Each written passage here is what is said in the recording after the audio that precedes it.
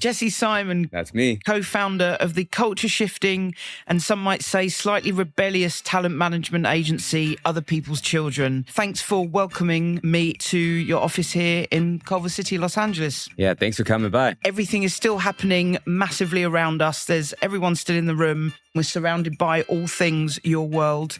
So here's what's happening, okay? Okay. What I have here in my hands is a deck of 50 cards. Each card contains one question designed to reveal how you have navigated your creative experience so far, and in turn share insights that our listeners can take into their own creative lives. So, whilst I shuffle the cards, which I'm going to do in front of you, you might want to sit back and relax because I'm going to introduce you to our listeners. Are you ready? Yeah, I'm ready. Jesse, you're an artist turned artist manager who grew up in the state of Missouri and studied art curation and entertainment management in Chicago. While studying, you accidentally became an intern at Ford Models, where you would spend the next 14 years rising up the ranks as a scout and then agent in Chicago and New York, launching model careers for the likes of David Friend, Ethan James and Gabriette via the leading magazines and fashion houses, including YSL, Dior, Dazed, ID and Vogue. That's it. Cool. Then, as co-director of Ford Models LA, you became industry famous for the new and innovative ways you developed the careers of musicians and actors, using major brand deals for talent to cross over into entertainment, landing roles on various shows and streaming platforms. Then in 2017, two incredible things happened. First, you left Ford to become agency director of LA's largest modelling agency, LA Model Management. And second, in your personal life, which I can't even believe you had time for one, you and two other friends started an art collective called Other People's Children. Yes. And that was to shine a light on the creative endeavours of the kids from a huge variety of backgrounds, including photographers and painters, musicians and even athletes, offering them a platform to come together and delve into their passions. So meanwhile, in your new day job at LA Model Management, despite killing it and becoming an industry leader, you, and I'm going to quote you here, you said, "I've never really fit in. I always did what I felt was right in my gut. I scouted people based on how they made me and others feel. This approach made me seem like I didn't care about the industry standards, but it wasn't that. I wanted to sign and develop talented and special people, no matter their size and gender." Yeah, that's it. Yeah. Okay. And so it's little surprise that in 2021, you and your friends finally took the decision to officially launch Other People's Children as a full-blown talent and model management agency here in LA. And not only that, you did it with your own money and without investors. To top this all off, you're a founding partner of the Grappling Network on OTT, a streaming channel reaching 75 million homes globally and counting. Yeah. So Jesse Simon, rebel talent agent and visionary, welcome to the Creative Blood Experience. Yeah, thanks for having me. This is awesome. Is it weird to hear?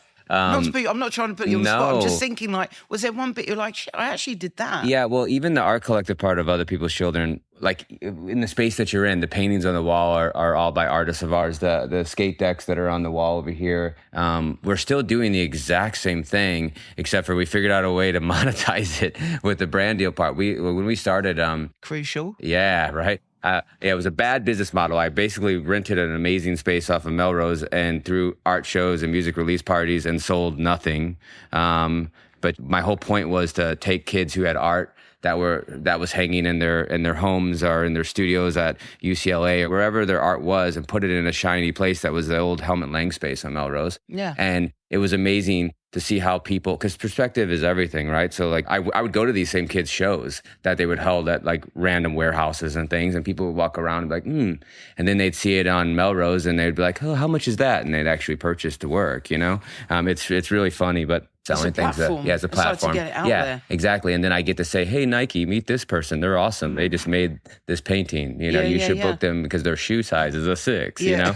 But yeah, it's That's really where it cool. all comes together. That's like part of the ecosystem, Exactly. But yeah, I think maybe I pushed the old days away back into my head, and that it was so much fun.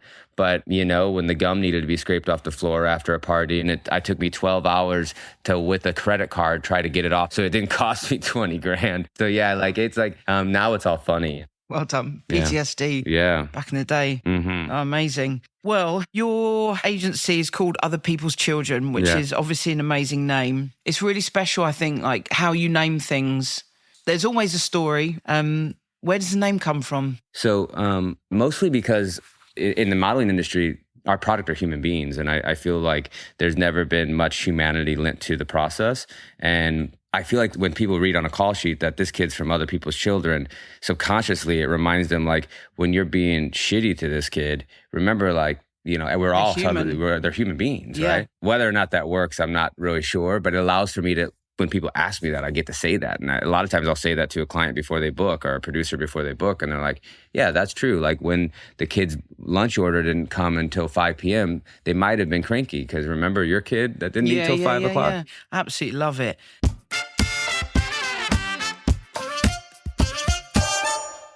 It's time to play. I do need to inform you that there are 2 wild cards in the deck that contain slightly punchier questions and a dealer's choice, which means I get to ask a question created specifically for you. You can pass on 1 question and 1 question only. Before we kick this off, do you have any questions for me? No, well, that's the only one I'll pass on. How about that? Well done. All right, you're paying attention. That's good. I'm going to ask you to pick 10 cards from the deck. 10 hours? Okay? I'm getting on a plane, actually. Okay, all right. About 4 hours. All right. But other than that, we're pretty close to LAX. You take your time. Okay. Yeah. Right, hold on. Okay, choose 10. Do me a favour. Don't look at them. Okay, I won't. And then just put them face down in front of you. Yeah. 3. Well done. 4, 5, 9. Well done. 10. All right, 1 right from the top. Yeah. Who'd have thought? Oh, let's have a look. Right, let's have a look. Okay, I'm going to kick off with this. Let's go. This is quite tame in comparison. We're just going to kick it off. Right, question number 1. Right, what's the one lesson that you keep having to learn on repeat? Oh, specifically with the management company, the one lesson that I have to keep learning is that sometimes someone's just your friend. Meaning like I have to ask myself, do you just really, really like this person or can you actually bring value, right? Because I only want to work with people I really, really like. So that line is kind of gray at times, right? Yeah. And then when you believe in someone and if they're really special, you have to chip away at that. Like, I don't know. Sort of pull it out of them a little bit. Sometimes I have to do that. And I get really inspired actually because creatively, like I think in moments of uncertainty, all of the good stuff comes out. Yeah. But unfortunately, sometimes when you're running a business, you have time management that you have to think about. And some people I just really, really like, but I can't bring them monetary value or the time runs out before I do. Yeah. Yeah. And just out of interest, have you ever had the opposite where you really love someone, you start working with them, and what you thought you saw when you sort of chipped away a little bit, you didn't see what you thought you were going to see or what you saw in the beginning? For sure. When I was younger, that happened a lot. And then my intuition got stronger and stronger. Yeah. All right, next one. Got another one for you. Cool. What's one piece of advice that you have for someone who may be struggling to get their career off the ground? Like do what you want to do with your life, but figure out a way to protect yourself and just protect the downside. Yeah. And it's like, because if you just try to do it, if you just try to make your dreams come true, generally people do the thing where they're like, well, I'll just work at a restaurant or I'll do this and that. And it's like, that's cool. But find something that actually like, I don't know. It's like an ingredient that can sort of become part of your narrative almost. Yeah. Or it just helps you with the skill set. So like Mr. Miyagi, paint the fence. Danielson's going up and down, painting the fence, but that turns out to be the move that he uses to block punches, right? Yeah. So it's like... it's just like a 360. It's like, it's all things you. Yeah, you want to be a poet? There's not much money in poetry. Be a poet. You are a poet. On poets, I love that I said poet because that's a trickier one. Yeah, well done. That's on you. But I love that I went with it to try to because there is a lot there. I've had poets that I pushed them in a direction of copywriting for brands. One of them ended up doing a bunch of that and actually then ended up modeling for the brand quite a bit too. There's other poets that went into songwriting, which I didn't really see that as a parallel, which I think is a pretty You Pretty know, good one. I obvious. mean, think of like, It's a I know good Jim one. Morrison, right? Yeah. Bob Dylan. Yeah. If you're a writer, why don't you drive an Uber? But don't think about it as driving an Uber. Think about it as collecting people's stories and be a Storytelling, I was storyteller. gonna say, yeah. Yeah, something like that, you know? Makes perfect sense. It's having the focus, Mm-hmm. but it's not. It's understanding the 360 Yeah. of what it takes. And it's a winding road. Yeah. So my business actually is, now that anyone that's like really interesting, that has a thing and an essence, can kind of jump into the modeling game. Brand deals are sort of like the most interesting part-time thing that any artist, I think, can do now. They're pretty few and far between. Yeah. Realistically. The actual brand The deals. deals, yeah. Yeah. But every time that's why I say part-time, like a total part-time thing. But every time one hits, it's like, if you're an indie artist, I have this rapper named Wilson that I've worked with for a long time. I love this kid, and he's so talented and he's so good. He did Levi's, and then the insert said rapper Wilson with a $, and then his @ for his Instagram. And I'm like, if you're indie and you got 800 followers, but you're really sick, like, it's not about the money. It's about the fact that it would cost you so much money to advertise yourself to 3 million people in the way that Levi's just did. And they verify that you're a rapper. Levi said you're a rapper. Yeah. It sounds dumb, but like, you know, to like middle America, you are a rapper now. And you got paid. So instead of paying for PR, you got paid to do like a very authentic PR piece about yourself. And like you said, they're few and far between, but when It they only hit, takes one. Yeah, it and takes it can one. really take you, you know, it can last a while. Yeah, 100%. Who or what is your sounding board and why? Honestly, like the whole Blair Green for the most part. That's my business partner and my life partner. It feels like, you know, It's like life partnership, business partnership. Yeah. Well, you know what it is that he will help me find the parts of it that I'm missing, but he's never told me that something's not possible. You know, he figures out the parts that help me make it possible. Everyone needs a Blair. Yeah, everyone needs a Blair. Like legit. So the helmet laying space on Melrose. I happened to be in a meeting in a coffee shop with this guy that was a total like bada bing. I got this and I got that, really rich guy, whatever. And then he tells me, you know, that place across the street at Melrose Crossing, I need to make it cool. Yeah. What do you like? You know how I could do that? And I'm like, well, yeah, I got an art collector called Other People's Children, you know, and like we do group art shows. It's all stuff I wanted to do, right?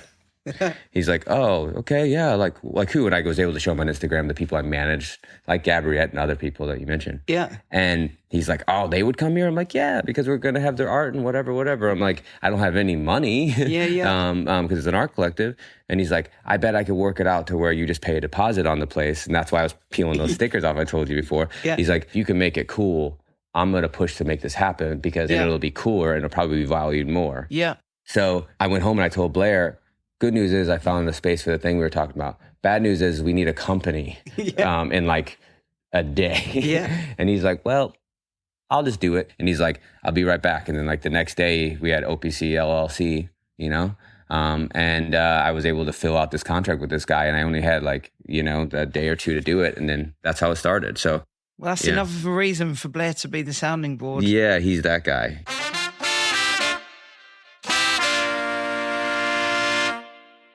Okay, what is a risk you took that changed your life? Two risks, both involved me attempting to quit Ford Models. One was I had the opportunity to come to LA to interview at William Morris when I was like 22 or something. Yeah. I just started at Ford Chicago and I thought that's where I wanted to go and work in like a music department somewhere like that. I flew out to LA, interviewed at William Morris, and I smashed the interview. They were walking me around and this and that, and they're like, hey, only one thing we need you to do, it's totally easy. Just go in there and take this grammar test. You're going to pass it, no problem. I'm like, Jesus, you know, like I have like country grammar, you know, like I mumble a lot, you know, I'm like, okay, here, how am I going to do this? Cause I guess I technically would, I was in the mailroom or in the beginning, I would be like making sure that the agent's emails were grammatically correct. Yeah. Right. Well, I failed it. They came in and they were like, looking at me all weird and like, why don't you try that again? Let's try it again. I failed it again. Right.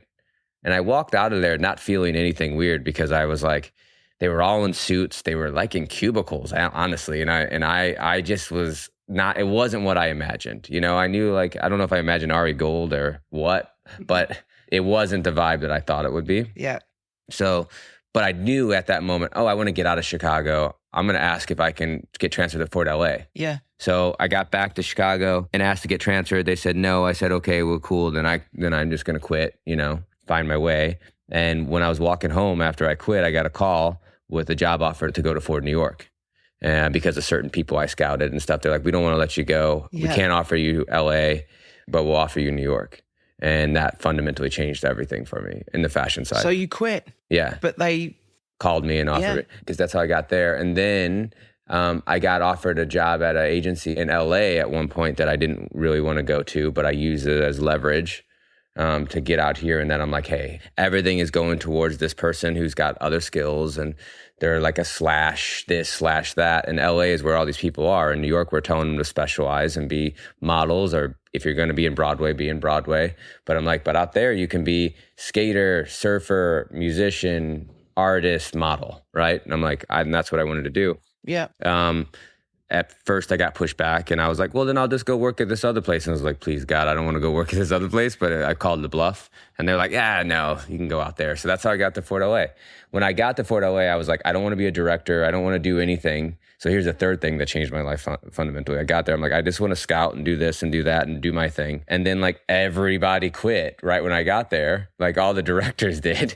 So then I ended up running the office and I was like, I don't hate being a boss. I just hate being a boss the way my bosses were bosses. Yeah. I actually could just sign whoever I want, take whatever meeting I want. And the risks. Yeah. And the risks. Yeah. You know, I worked at a pool supply place and I mowed lawns and I worked at an old folks home. Like I've carried shingles up on top of roofs, and what are you going to take from me? You know, fire me? Sure. You know?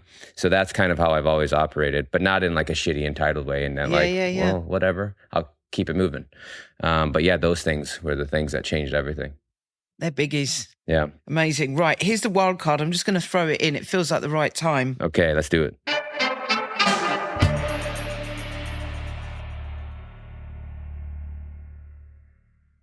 Have you ever stolen an idea?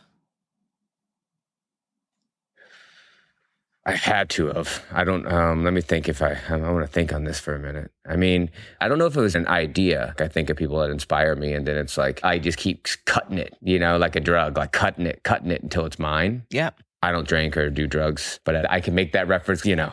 I had to have in that way, you know, recycle stuff, but like ideas stolen, not really. All right. Next question. Have you ever taken on a project that challenged your values or your beliefs, and how did you handle it? I tried at one point to make money. It didn't work. I feel like anytime I've ever tried it, it didn't work. Yeah. I have a buddy that got into oil and gas, and he was like a fracker, right? Like went around, bought properties from people that had like oil and gas stuff in Pennsylvania. Like the stuff that like, I think Matt Damon did a movie on it, like that gnarly shit where like, it's like the gas is in like the water. Like, look, you know, everybody's water lights on fire, right?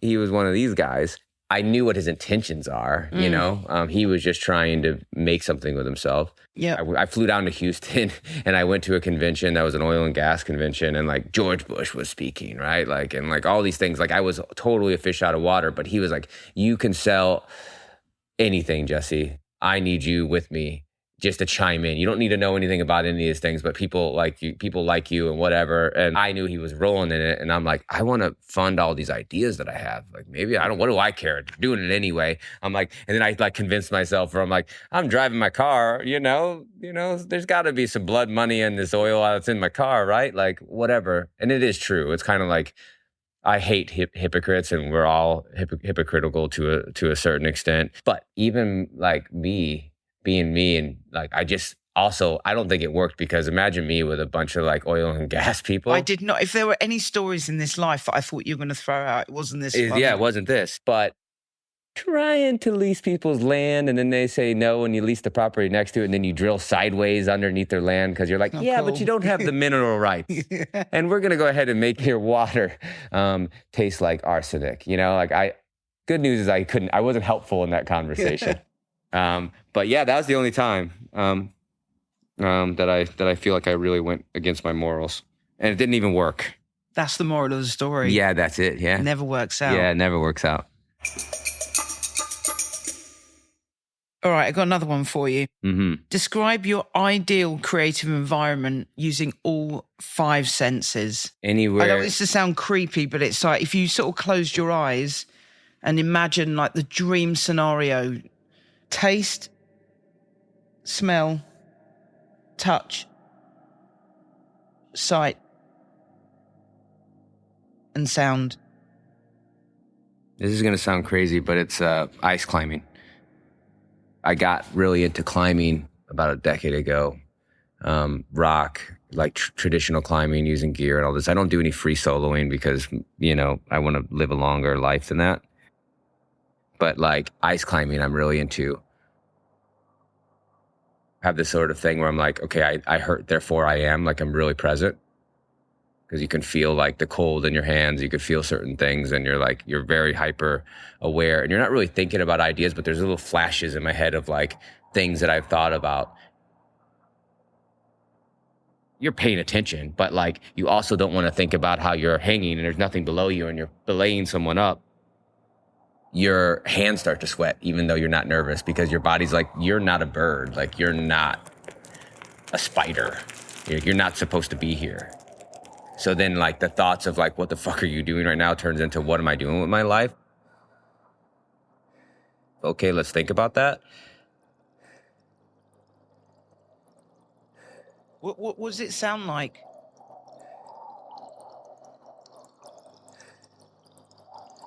Like elements. Like wind. You're listening for running water and you're like looking through the ice. When you're hitting things, you're listening to the sound. Like, does it feel and sound like it's sticking?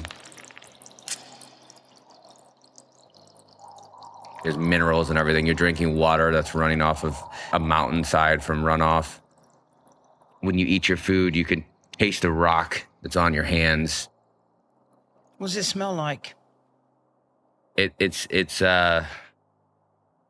smells bad because you smell bad. Like a sweat, like a stink. Yeah. Because usually it takes a day to get in, you base camp, you climb multiple days. The smell's not bad. It's more like probably how everyone smelled in the 1800s, and you're okay with it. There's no anxiety around that. But what happens is I get all of these different flashes and they somehow stay in my head because I'm so present. And then you stop. And then I do it with a partner. So when I'm belaying my partner, it starts to configure in my head because it takes an hour sometimes to do certain pitches. But what ends up happening is I drive home from these things with the hands are cut up, like the dirt's still on you, you're like alone generally. Or your partner's with you and neither one of you are saying anything because you're reflecting and it even smells worse because you're both in the car. Yeah. On the way home. And it all comes together and then I get home and I like generally have, without really journaling, I generally have objectives for as soon as I get back to work. A lot of like creative decisions for me have been made that way. It's meditative. Yeah. Yeah, I'm throwing some random ones at you that you probably weren't. Random. So good. So good. All right, cool. Next one up. How do you handle creative differences with collaborators or clients? I used to handle it very badly. And I say that in that, like, I didn't like shut them down or stop them, but I handle it great when they have ideas. I handle it badly, and I still have a problem with it sometimes when they don't have a solution. And I say badly as internally. Yeah, I feel the frustration internally. Yeah. But then like I end up finding the solution generally if they don't have it. Yeah. Or I figure out like a compromise. But there's nothing worse than when people are like, you're like, what do you think about this chair? And they're like, I hate it. And like, well, which one do you like? I'm like, well, thanks, but no thanks, I guess. Well, yeah. Because I would prefer like I'd be like, I like red, and they're like, I love blue, and I'm like, cool. All right, well, let's figure out what that means, right? But yeah, I find that the only time I have creative differences is when people don't want to be creative, but they want to be in a creative situation. you know? And I'm just like, making things isn't actually that glamorous. It's just really fun. It's really fun when the right people are in the room. Yeah, that's true. Yeah.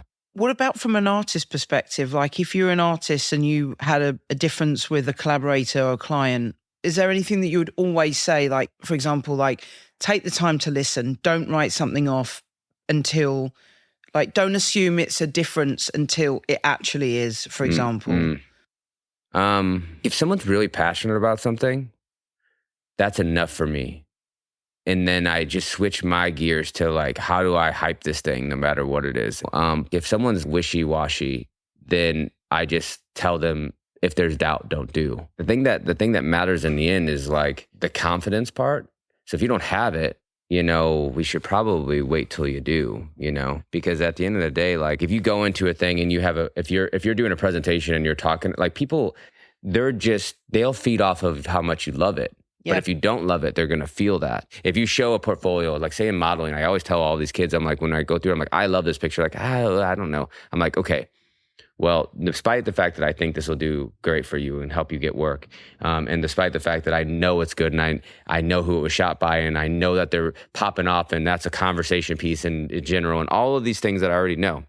If you go in and you show a client and they go, when was that shot? And you're like, yeah, or like, and you like fumble around and they can tell you don't like the picture, they're going to think, why do you have a book with a picture you don't like in it? And then the way that they're engaging in the conversation will shift immediately.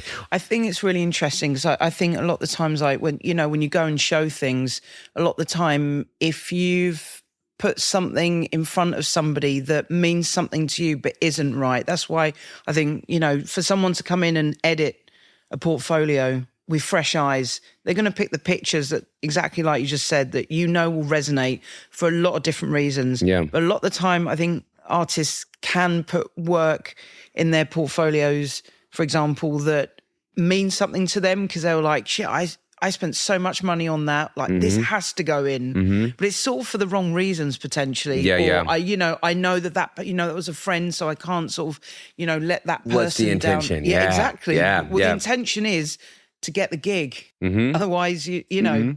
Yeah, 100%.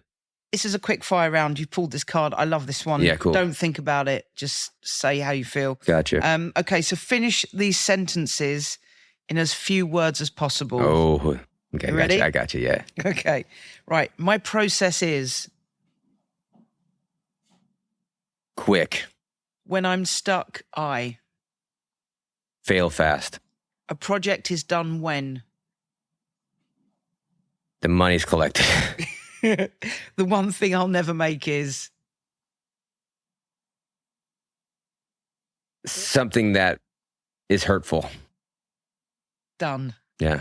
Wicked. Yeah. And even though in that one, I'm like, purposefully hurtful to people. Purposefully hurtful. Yeah, of course. Yeah, you can't, I learned a long time ago, you can't control how people feel.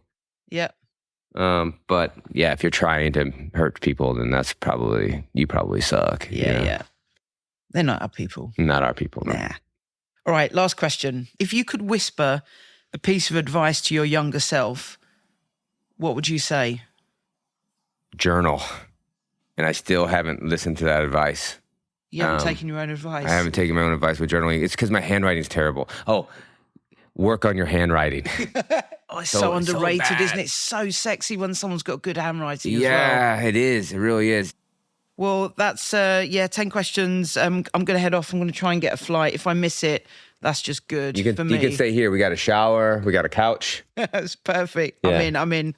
Is there anything that you want to share in the spirit of getting it out there? We didn't talk about the other thing I do that much, but the Grappling Network, we're doing that because we really believe that jiu-jitsu and martial arts builds strong people. Inner strength. Inner strength, yeah, confidence. Yeah. All right. So here's the big question. You ready for this one? Yeah, I'm ready. What the fuck is grappling? So essentially grappling is jiu-jitsu, but without a gi, which is pajamas meets a karate outfit. That's a gi. There's a lot of techniques from wrestling. You're trying to pin them without grabbing onto material. And you'll see a lot of actors and musicians and artists and people getting into it. Anthony Bourdain was a huge jiu-jitsu person. Keanu Reeves and people like that are big jiu-jitsu people. I think it helps a lot with mental health, actually, and gives you a community of other people that are working hard. What you learn from it is then transferable into all these other things, you know? It's awesome. All High right. five to that. Amazing. All right. Thank you. Yeah, That's thank you. awesome. That was awesome. And much love. You guys are the best. So Thank you. If you enjoyed this episode, make sure you don't miss a single drop of the Creative Blood experience by subscribing and following the show wherever you listen to your podcasts, and share it with a fellow creative. Let's get these conversations out there and into the ears of those who need to hear them. This show was created in partnership with the brilliant humans here at Creative Blood and Scenery Studios. Thanks for listening.